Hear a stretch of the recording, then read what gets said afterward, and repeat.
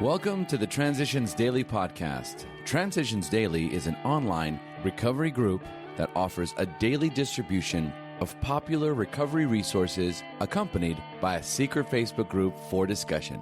We hope you enjoy today's readings. This is Transitions Daily for September 13th, read by Kurt L. from Albuquerque, New Mexico. AA thoughts for the day. Trouble.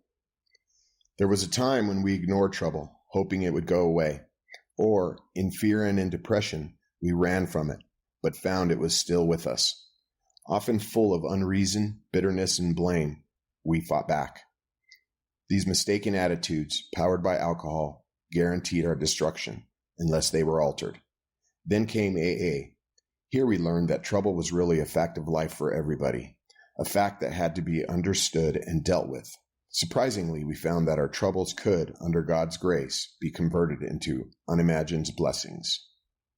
Bill W., letter 1966, as Bill sees it, page 110. Thought to consider. Through adversity, we find strength. Acronyms. Faith, facing all in trusting Him. Just for today. Popular. From When AA Came of Age. At this point, the Cleveland Plain Dealer ran a series of pieces that ushered in a new period for Alcoholics Anonymous, the era of mass production of sobriety.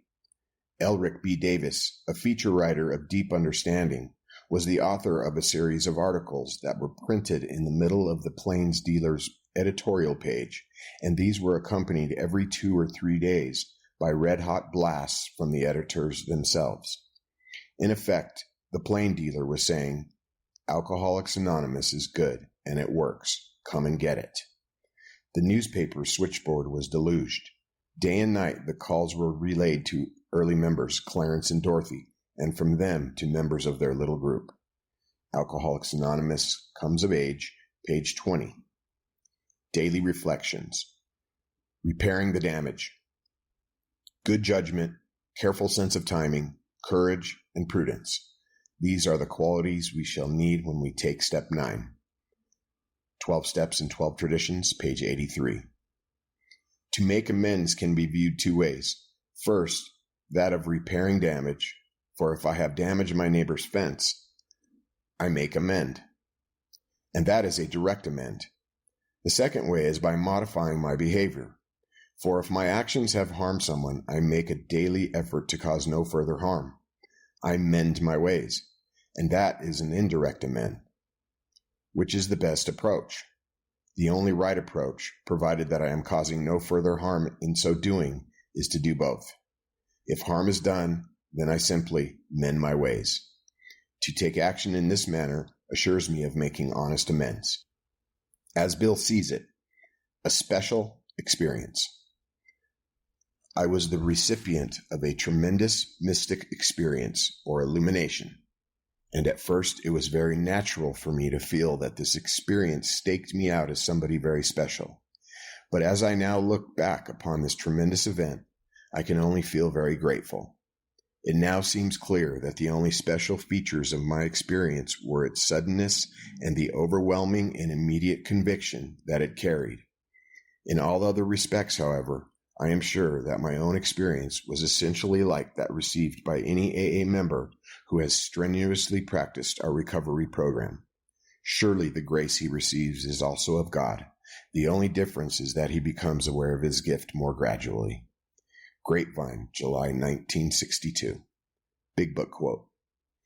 If there be divorce or separation, there should be no undue haste for the couple to get together. The man should be sure of his recovery. The wife should fully understand his new way of life.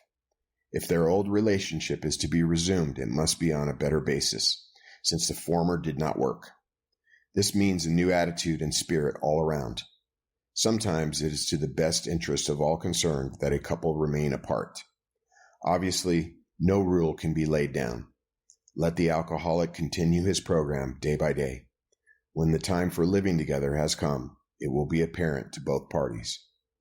Alcoholics Anonymous, 4th edition, Working with Others, page 99. 24 hours a day. AA thought for the day. No one is too discredited nor has sunk too low to be welcomed cordially into AA if he or she means business. Social distinctions, petty rivalries, and jealousies are laughed out of countenance. Being wrecked in the same vessel, being restored and united under one God, with hearts and minds attuned to the welfare of others, the things that matter so much to some people no longer signify much to us. In AA, we have true democracy and true brotherhood. Has AA taught me to be truly democratic? Meditation for the day. When you call on God in prayer to help you overcome weakness, sorrow, pain, discord, and conflict, God never fails in some way to answer the appeal. When you are in need of strength for yourself or for the help of some other person, call on God in prayer. The power you need will come simply, naturally, and forcefully. Pray to God not only when you need help, but also just to commune with Him. The spirit of prayer can alter an atmosphere from one of discord to one of reconciliation.